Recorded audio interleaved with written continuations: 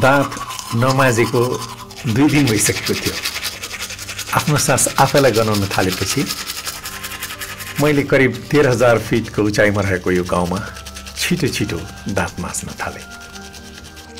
सन् 2020 को मध्य नोभेम्बर महिनामा तापक्रम 0 भन्दा तल खसिसकेको थियो। धारामा पानी थिएन, सुकेर हैन, ठण्डीले जमेर। मसँग जगमा अलिकति तातो पानी थियो। यसको तातो पानीले अहिले it is really helping me.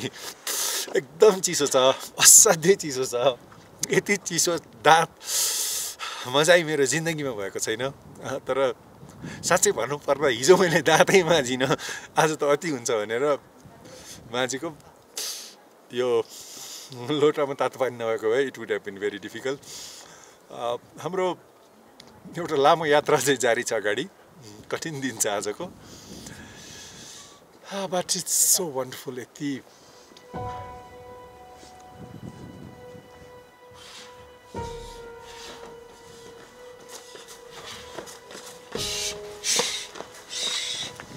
नीलेगाउँ चुम उपत्यकाको अन्तिम बस्ती हो। हुन त यहाँभन्दा 2 घण्टा माथि हिमालको फेदमा एउटा सानो गुम्बा छ। गुम्बा मात्रै छ, अरू बस्ती केही छैन। 2-2.5 घण्टा लाग्छ अरे। हामी आज त्यता जान्छौँ। पुगेर फर्कनु पर्ने पनि छ।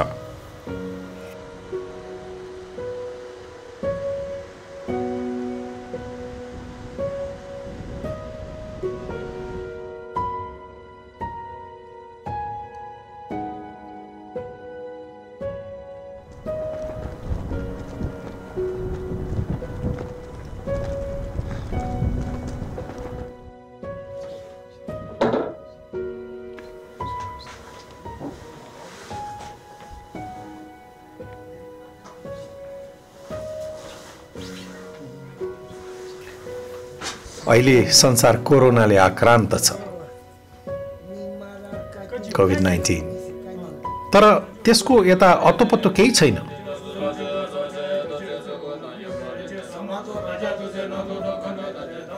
हिजो बिहान ज्यादै पातलो बस्ती भएको यो गाउँमा ओर्लेपछि मैले आफ्नो मास्क फुकालेँ।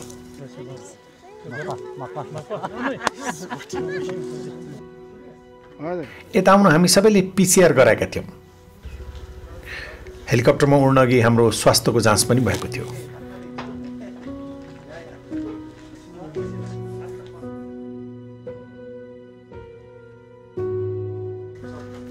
आउनु अघि हामी ढुक्क हुन चाहन्थ्यौँ, हाम्रो कारणले यता केही नहोस् भनेर।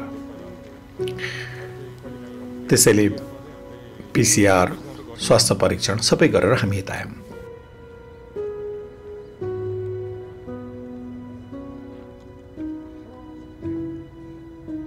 5 जना छौँ हामी काठमाडौँबाट आएको टोलीमा। सबैको उमेर पाकिसकेको छ। हाई अल्टिट्युडमा जानुपर्ने छ। सावधान रहनु जरुरी छ। सबैभन्दा जेठो म छु।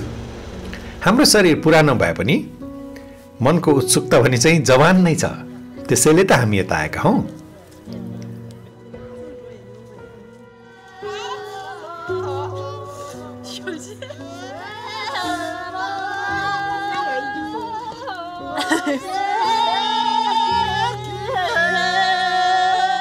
नेपाल तिब्बत सिमानामा रहेको चुम उपत्यकालाई हिडन भ्याली, लुकेको उपत्यका पनि भनिन्छ।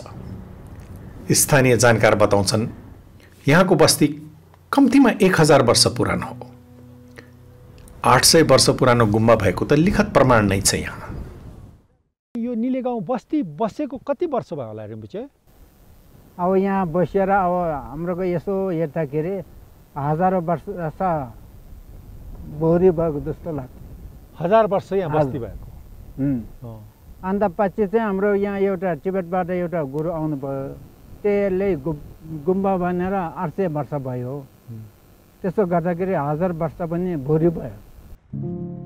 यो जाडोको मौसममा म यहाँ कसरी आइपुगेँ पहिला त्यसको कथा भन्छु है। यो प्रसङ्गको सुरुवात हुन्छ काठमाडौँबाट। जहाँ हाम्रो घरमा 25 वर्षपछि इनार सुक्यो। 25 वर्ष पुरानो इनार सुक्यो एक दिन, पानी आउनु छोड्यो। पहिला पनि बेला बखतमा त्यस्तो नहुने त होइन, कहिले पानी अलिकति कम हुन्थ्यो, रोकिन्थ्यो, तर केही दिनपछि फेरि आउन थाल्थ्यो। तर यसपटक पनि रोकिएपछि इनारमा पानीले फेरि आफ्नो मुख देखाएन। हामीले धेरै दिन प्रतीक्षा गर्यौँ।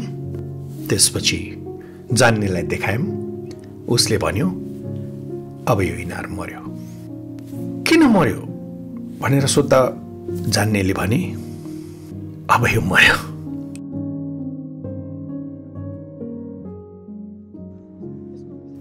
वातावरण, जलवायु परिवर्तन, पानीका स्रोतहरूको अनिकाल यी आदि विषयमा मैले वर्षौंदेखि सुन्दै आएको छु। तर यी विषयहरूले मेरो खासै ध्यानाकर्षण कहिले पनि गरेनन्। मलाई यी विषयहरूमा रुचि पनि भएन। मलाई हमेसा लाग्थ्यो कि वातावरण, जलवायु परिवर्तन, पानीका स्रोतहरूको अनुकाल यी आदि कुराहरू विज्ञ र विज्ञानका, सेमिनारका र बुद्धि विलासका विषय हुन्, जसको मेरो दैनिक जीवनसँग कुनै सम्बन्ध हुँदैन। मेरो दैनिक जीवन चलेकै थियो, धारामा नआए पनि इनारमा पानी आएकै थियो। त्यसैले मलाई यी विषयहरूमा कुनै खासै रुचि थिएन। पछिल्ला 2-3 वर्षमा भने मेरा विचारहरू फेरिए। जब मेरो घाँटी बारम्बार दुख्न थाल्यो, जब काठमाडौँमा प्रदूषण, तापक्रम र वर्षाको तौर तरिका, प्याटर्नमा बदलाव आएको मैले स्पष्ट महसुस गर्न थालेँ, तब म आफ्ना पुराना विचारहरू गलत थिए कि यी विषयहरू मेरो जीवनसँग सम्बन्धित नै छन् कि भन्ने शङ्का उत्पन्न हुन थाल्यो। त्यो शङ्काले बिस्तारै बिस्तारै मलाई एउटा नयाँ सत्यको नजिक पुर्यायो। वातावरण, जलवायु परिवर्तन, पानीका स्रोतहरूको अनिकाल बुद्धि विलासका विषय मात्र होइनन् भन्ने लाग्न थाल्यो। हाम्रो जीवन र स्वास्थ्यका आधार यिनै हुन्, जीवन र जगत यिनैमा अडेको छ भन्ने हल्का आभास हुन थाल्यो। त्यसपछि आयो कोभिड-19। कोभिड-19ले धेरैको चाहिँ मेरो जीवनका आधारभूत मान्यताहरूमा पनि बदलाव ल्याइदियो। एकैपल्ट जब संसारमा गरिब र धनी सबै खाले देशका गुल्जार सडकहरू सुनसान मसान घाटमा परिवर्तित भए, म पनि धेरै कुरा सोच्न बाध्य भएँ। अनि अन्ततः फाइनली जीवनभन्दा महत्त्वपूर्ण कुरा त केही पनि रहेनछ। Nothing is more important in life than the life itself. त्यसपछि म सोच्न थालेँ, सबैभन्दा महत्त्वपूर्ण कुरा जीवन हो भने जीवनका लागि सबैभन्दा महत्त्वपूर्ण कुरा के हो? यही सवालको खोजीमा हामीहरू चुम उपत्यकामा आइपुगेका थियौँ। Good morning Ghanshyamji. Good morning Vijayji. How are you this morning? कस्तो छ? एकदम राम्रो छ, बडा क्रिस्पी हावा छ, शान्त वातावरण, बडा रमाइलो भइरहेको छ। तपाईँको त जिन्दगी नै वातावरणको बिचमा बितेको छ है? जिन्दगी यसैमा बित्यो अहिलेसम्म। गुरुङजी, एउटा कुरा सोधौँ भनेर तपाईँसँग लगातार म पनि हिँडिराखेको छु। हजुर भन्नुहोस्। मेरो मनमा कहिलेकाहीँ एउटा प्रश्न के आउँछ भने कि यो पृथ्वीमा भएका विभिन्न चिजहरू छन् नि, यसमध्ये सबैभन्दा महत्त्वपूर्ण चिज चाहिँ हामी मनुष्य जातिको लागि चाहिँ के चिज हो? What is the most important thing? सबैभन्दा महत्त्व। हजुर, हाम्रो मनुष्य प्लस कुनै पनि प्राणीको लागि सबैभन्दा महत्त्वपूर्ण घाम र पानी जस्तो लाग्छ मलाई, होइन? त्यो दुईवटा नभई नहुने कुरा हो। घाम र पानी सबैभन्दा महत्त्वपूर्ण। घाम र पानी मध्येबाट पनि एउटा छान्नु पर्यो भने घाम चाहिँ अब सबै सोलर सिस्टममा चलिरहेको चिज हो, होइन? त पानीबाट जीवन सुरु हुने र पानीबाट जीवन चल्ने भएको हुनाले पानी सबैभन्दा महत्त्वपूर्ण जस्तो लाग्छ। पानीमा मेरो रुचि घनश्याम गुरुङले जगाएका थिए। मुस्ताङमा जन्मेका घनश्यामको खास नाम चाहिँ घुर्मेत थियो। बडा रोचक कहानी जोडिएको छ उनको नामको बदलावसित। उनी कसरी घुर्मेतबाट घनश्याम भए। उनका शिक्षक थिए मनबहादुर विक, जो आफै दलित पृष्ठभूमिका थिए। उनले एक दिन भने, हेर घुर्मेत, जनजातिको दलितको छोरोले राम्रो पढ्नै सक्दैन, पढिहाले पनि जागिर खानै सक्दैन, जागिर खाइहाले पनि उपल्लो पदमा पुग्नै सक्दैन। यस्तै वातावरण छ हाम्रो देशमा। म तिम्रो नाम घुर्मेतबाट घनश्याम बनाइदिन्छु, सजिलो हुन्छ तिमीलाई, पत्याउँछ तिमीलाई। एवं प्रकारले घुर्मेत घनश्याम भए। तर घुर्मेतबाट घनश्याम हुँदैमा उनको जीवनका समस्याहरू त सकिएनन्। उनको गरिबी त आफ्नो ठाउँमा थियो, उनको पृष्ठभूमि त आफ्नो ठाउँमा थियो। घनश्यामले गाउँबाट टिमुर ल्याएर पोखरामा बेच्न थाले। धेरै दुःख गरे, मेहनतले पढे, एक दिन पिएचडी गरे। आज घनश्याम गुरुङको नाम सारा विश्वमा हिमचितुवाको एक अग्रणी विज्ञको रूपमा आउँछ। स्नो लेपर्ड एक्सपर्ट्सहरूको नाम लिँदा उनको नाम छुटाउनै सकिँदैन। विश्व वन्य जन्तु संरक्षण कोषका नेपाल प्रतिनिधि पनि छन्। खैर, म पानीबारे बुझ्न चाहन्थे। यो बुझाइकै क्रममा उनीसँग ठोक्किन पुगेको हुँ। म बुझ्न चाहन्थे र बुझेका कुरा सेयर गर्न चाहन्थे। यो वृत्तचित्र मेरो त्यही जिज्ञासाको परिणाम हो। म कुनै यस्तो ठाउँमा जान चाहन्थे जहाँबाट पानी सुरु हुन्छ, जहाँबाट कुनै नदी सुरु हुन्छ। पानीका धेरै स्रोत छन्, म कुनै एउटा स्रोतबाट सुरुवात गर्न चाहन्थे। मान्छे एकैचोटि धेरै कुरा बुझ्न चाहन्छ। म चाहिँ एकैपटक धेरै कुरा बुझ्न चाहन्न। म चाहिँ एक पटकमा एउटा मात्रै कुरा बुझ्न खोज्छु। मलाई लाग्छ कि एक नबुझिकन अनेक बुझ्नै सकिन्न। एकलाई साँच्चीकै बुझे अनेक स्वत बुझिन्छ। शिवसूत्रमा भनिएको छ, त्यो एकलाई जान जसलाई जानेपछि जान्न बाँकी केही रहँदैन।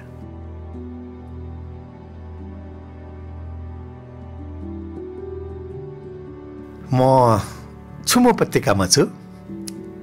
म बसेको ठाउँबाट करिब 3 घण्टा हिँड्यो भने बुढी गण्डकी नदीको एउटा हाँगो जन्मन्छ।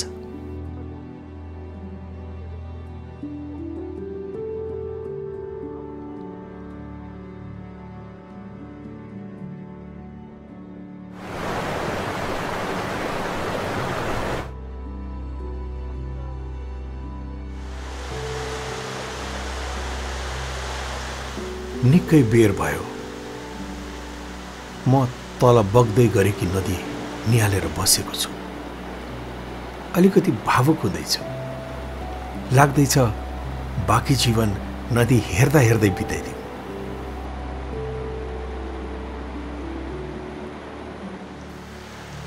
40 वर्ष अघि एउटा कविता लेखेको थिएँ। दुनियाँ हाँस्लान् भनेर कसैलाई देखाइन,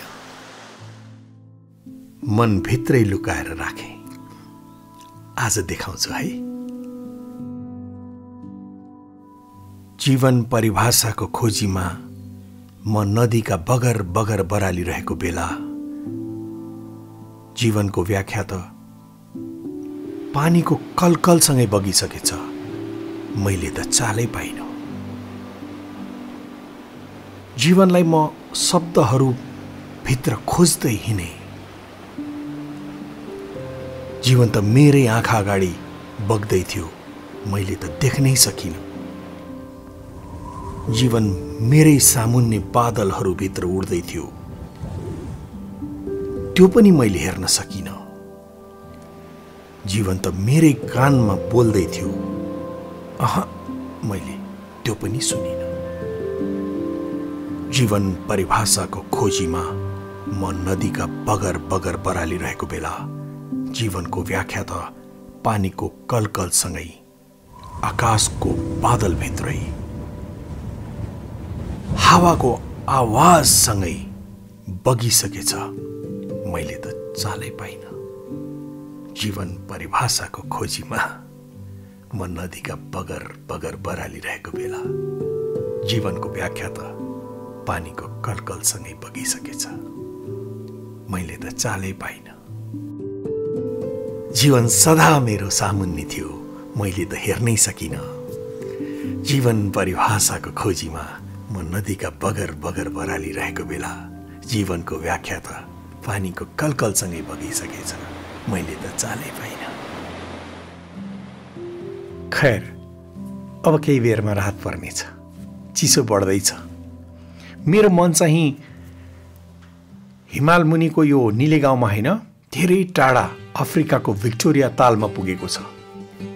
15 वर्ष जति भयो होला त्यहाँ पुगेको। भिक्टोरिया संसारको सबैभन्दा लामो नदी नाइल नदीको जन्म स्रोत हो।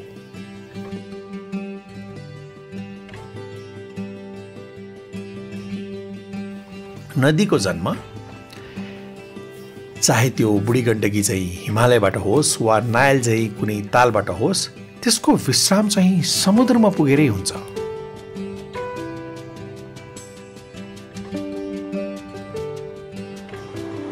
हाम्रो क्षेत्रमा हिमालय पर्वत र तिब्बतबाट अनेक नदीहरू जन्मेका छन्। सुरुवात जहाँबाट भए पनि तिनको विश्राम स्थल चाहिँ सागर नै हुन्छ।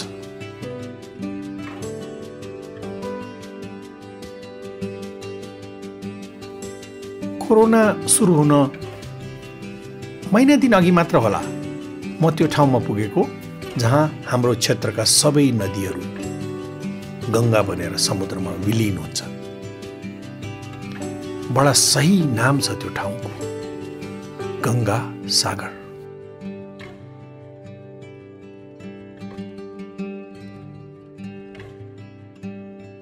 गङ्गा सागर अर्थात् त्यो ठाउँ जहाँ गङ्गा सागरमा वा सागर गङ्गामा विलीन हुन्छ, थोपा समुद्रमा वा समुद्र थोपामा विलीन हुन्छ। बडा गजब ठाउँ छ त्यो।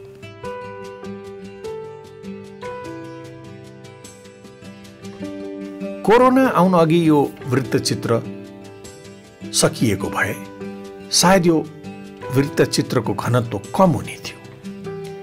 कोभिडले नछेकेको भए यो वृत्तचित्र महिनौँ अगाडि पुरा हुने थियो। पुरा भए पनि त्यसमा ज्यान हुने थिएन। कहिलेकाहीँ छेकावटले, बाधाले, सङ्कटले हाम्रो जीवनको, हाम्रो दृष्टिकोणको, हाम्रो ज्ञानको घनत्व बढाइदिन्छ क्यारे। 1 वर्ष बितिसकेको छ। यस बीचमा कोरोनाले धेरै कुरा ध्वस्त बनाएको छ, तर धेरै कुरा सिकाएको पनि छ। कोभिड सङ्क्रमणको बेलामा मानव जाति बाहेक अरू कोही दुखी छ? छैन। अरू सबै प्राणी त खुसी छन् नि, रमाएका छन्। उनीहरू आफ्नो इच्छा अनुसार विचरण गर्न पाए प्रकृतिमा। घर घरमा थुन्नियो त मानव जाति नि।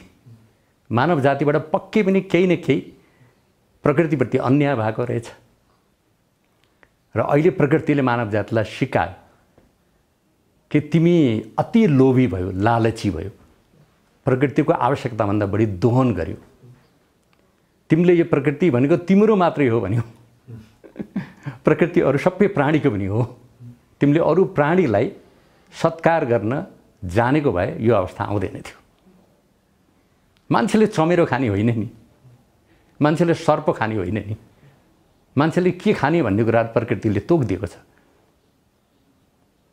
यसको मुख्य कारण कोभिडले हामीलाई अहिले पाठ सिकाएकै लिभ एन्ड लेट लिभ।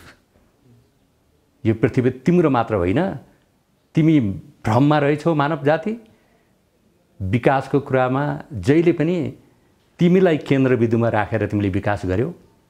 सबै प्राणीलाई उत्तिकै सरोकार, उत्तिकै ठाउँ दिनु पर्थ्यो। त्यहाँनिर हामीबाट गलती भएको छ। कोभिड-19 मानव इतिहासको पहिलो महामारी होइन र सम्भवतः अन्तिम महामारी पनि हुने छैन। सवाल उठ्छ के मानव जातिले यसबाट केही कुरा सिक्नेछ वा यो महामारी सकिएपछि मान्छे वातावरण विनाश र अन्य जीवजन्तुका प्रति आफ्नो पुरानै आचरणमा फर्कनेछ।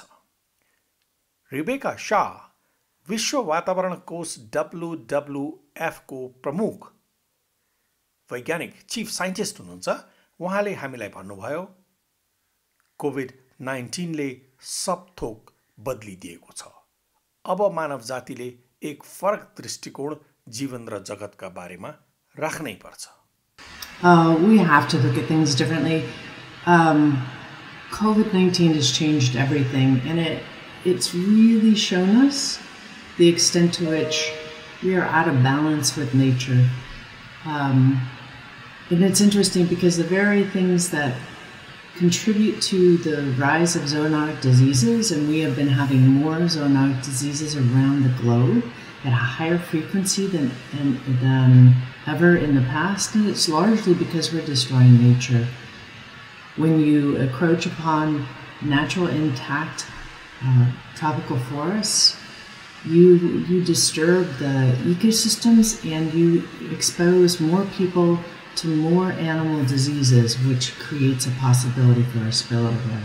Because we're so connected globally through global trade and through global travel, any disease that spills over in a faraway place can make its way around the planet almost instantaneously. It's really important now that we have, we're so connected that we take care of nature and we make sure that we are stewarding it into the future to reduce the possibility of a zoonotic disease spillover. प्रविधिको अनावश्यक आविष्कार गरेर यो जगत वातावरणलाई विशेष गरेर हावालाई खत्म बनायो, पानीलाई खत्म बनायो। त्यो हावा र पानी आकाशमा हुन्थ्यो, आकाश खत्म बनायो। त्यो धरतीसँग गाँसिएको छ, धरती सबै रुखायो। त्यसै कारणले घामले पनि उसले पनि जिउ छाडेर अब तताकै गरेर हाम्रो चाहिँ जगत छ, वातावरण छ, सबै एकदमै बादल के अरे आकाशै नदेखिने हैन, तारै देखिन छोडेको थियो। पानी तल छुई के अरे कहीँ पनि जहाँ पनि हामी मूल पानी पिउनु पर्ने मूलै पानी खत्तम भयो। खोला खोल्सी त सबै खत्तम भयो, समुद्र खत्तम बनाउँदै लग्यो। त्यस कारणले यो बिगार्यो भनेर म कराउँदै बसेको मान्छे कोरोना आएपछि त अहिले त यस्तो गजब ताराहरू देखिन थाले मेरो जीवनमा।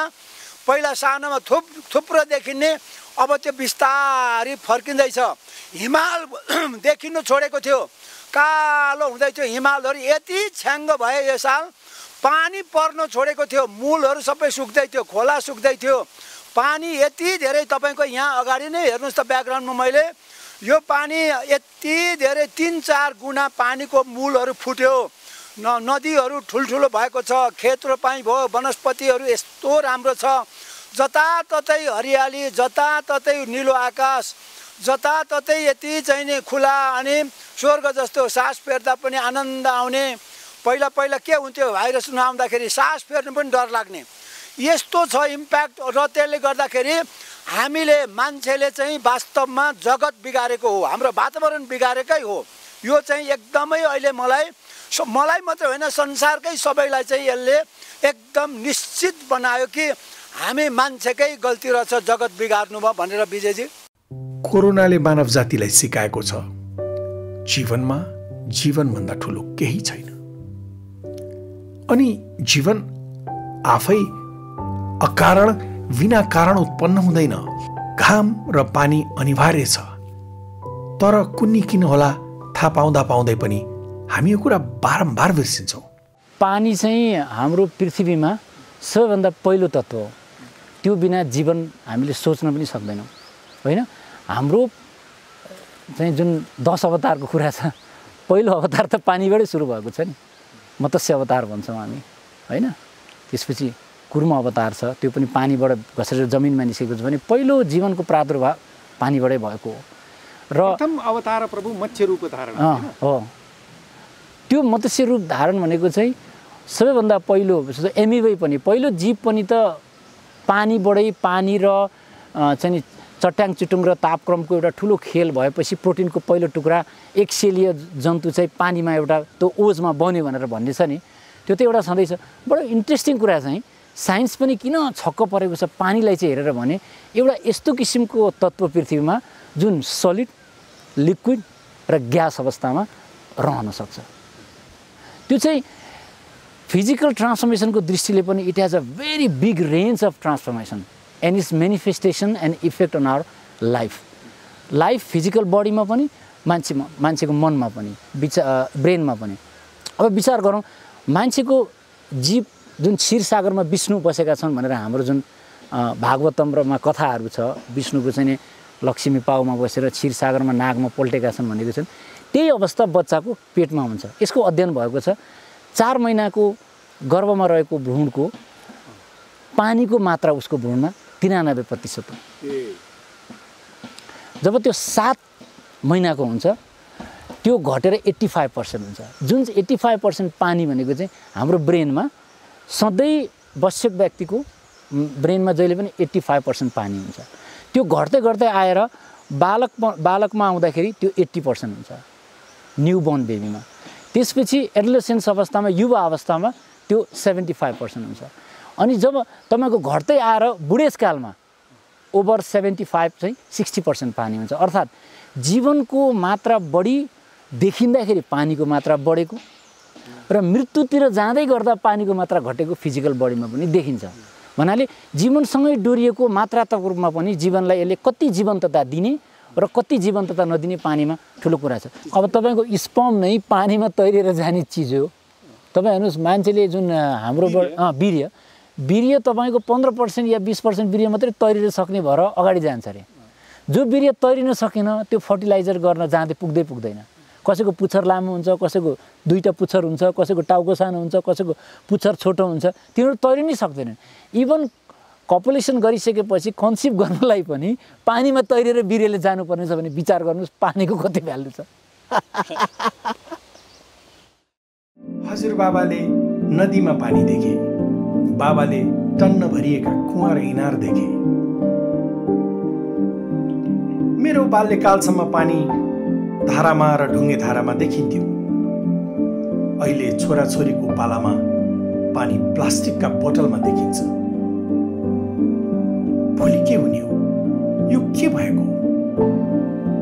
कोरोनाको कहरपछि पनि चेतेनौँ भने, वातावरण र प्रकृतिसँग मन परी गर्न छोडेनौँ भने मरुभूमि हुनेछ जीवन।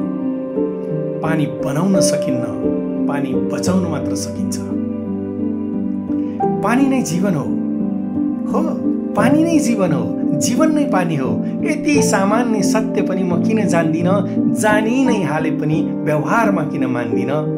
विनाशको यत्रो लहर पछि पनि म वातावरण र जीवजन्तु संरक्षणप्रति सचेत किन हुन्न?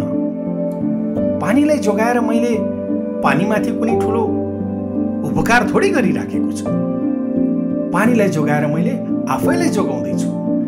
म छक्क पर्छु, यति सामान्य सत्य पनि म किन जान्दिनँ, जान्दा जान्दै पनि व्यवहारमा किन मान्दिनँ। अब त म झस्केको छु। कोरोना पछि त म तर्सेको छु।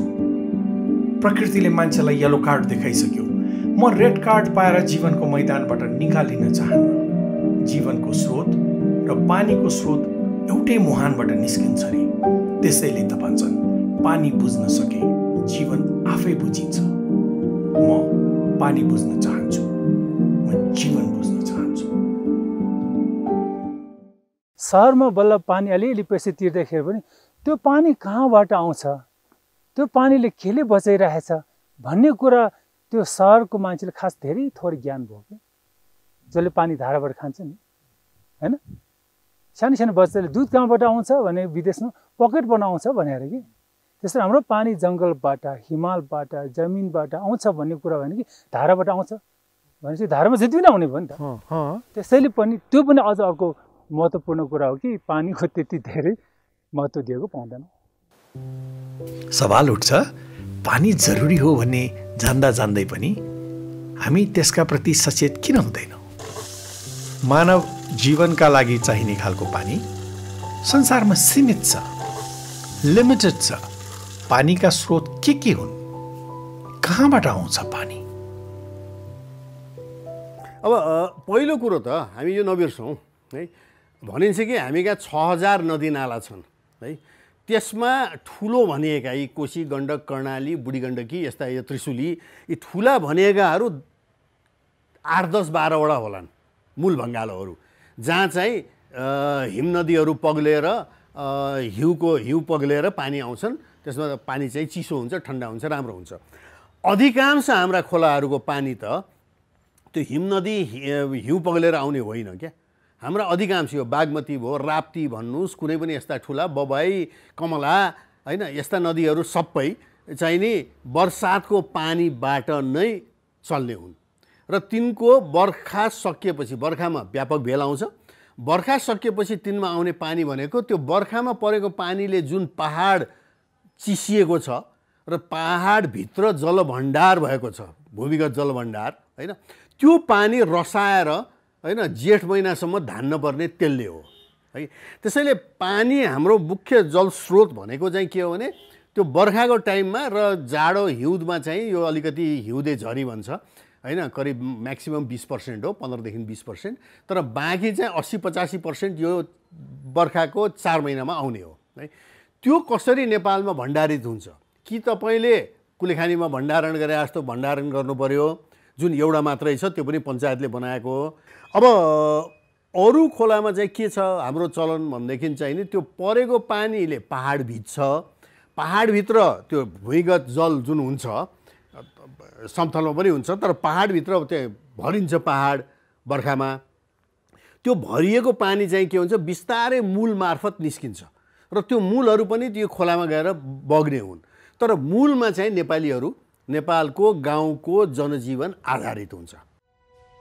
पानी कहाँबाट आउँछ भन्ने त थाहा पाइयो, तर अब विचार गरौँ पानी कति किसिमको छ। पृथ्वीमा 3 भागमध्ये 2 भाग पानी छ भनिन्छ, तर जब पानीको मात्रा यति धेरै छ, 3 भागमध्ये 2 भाग पानी छ भने सधैँ पानीको यत्रो हाहाकार किन? हामी किन हाहाकारमा छौँ त? पानीको विषयमा चाहिँ मान्छेलाई ठुलो भ्रम छ। किनभने एक यो सहर बजारमा अलिअलि पैसा पर्छ, बाँकी सबैलाई शीतै छ भन्ने एउटा चिज भयो। अर्को पृथ्वीमा 2/3 पानी छ, त्यो पानी हामीलाई कति काम लाग्छ कति काम लाग्दैन त्यो आफ्नै ठाउँमा छ। Are we grossly confused? Are we deeply confused? Are we totally confused? Are we partially confused about water? हामी वास्तवमा टोटालिटीमा भन्दाखेरि हामी धेरैमा कन्फ्युजन छौँ। धेरै छ भने भ्रमबाट नै हामी ग्रसित छौँ। त्यसैले यसको मिसयुजमा हाम्रो ठुलो चाहिँ सहयोग पुगेको छ, जसले गर्दा पानी दिन प्रतिदिन यसको असरहरू भोग्दै गएको छ। हामीले मात्र होइन कि प्राणी, सम्पूर्ण प्राणी जगतले, विशेष गरी पानीमा पाउने प्रजातिले, चाहे त्यो हिमालबाट बग्ने पानी होस् चाहे त्यो समुद्रको पानीमा होस्, पानीमा बाँच्ने अथवा पानीमा आधारित प्राणीहरूको जीवनमा यसको असर त देखिन थालिसक्यो होइन? देखियो, प्रकृतिमा पनि देख्न थालिसक्यो, सबैतिर देखियो। तपाईँ र हामीहरू यति माथि त्यो झन्डै झन्डै टिबेट बोर्डरबाट आयौँ, अनेक मानिसहरूले मलाई बताए कि यो डाँडाहरू जो आज हामी देख्छौँ यसमा हिउँ थियो भनेर होइन? हजुर, यस्तै तरिकाले चिजहरू अगाडि जाने हो भने हामी कहाँ पुग्छौँ? अब यो तरिकाले जाने हो भने त हाम्रो अस्तित्वको अन्त्य हुन धेरै समय लाग्दैन।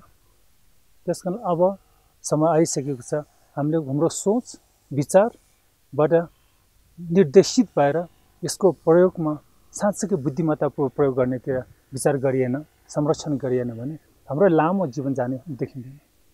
जति प्रजातिको नाश भयो नि त्यसको नाश नै हामीसँग जोडेको नाश हो नि त। कोरोना कहरको बीचमा पनि चुम उपत्यका आउँदा सुरुमा म दङ्ग परेँ। मास्क लाउन नपर्ने खुल्ला वातावरण, तर यता केही दिन बिताइसकेपछि म नराम्ररी झस्के। स्थानीयहरूले बताए हिमाल नाङ्गिएर कालो पहाड बन्ने क्रम जारी छ। हिमालहरू पहाड बन्दैछन्, पहाडहरू सुक्दैछन्। मेरो बाल्यकालको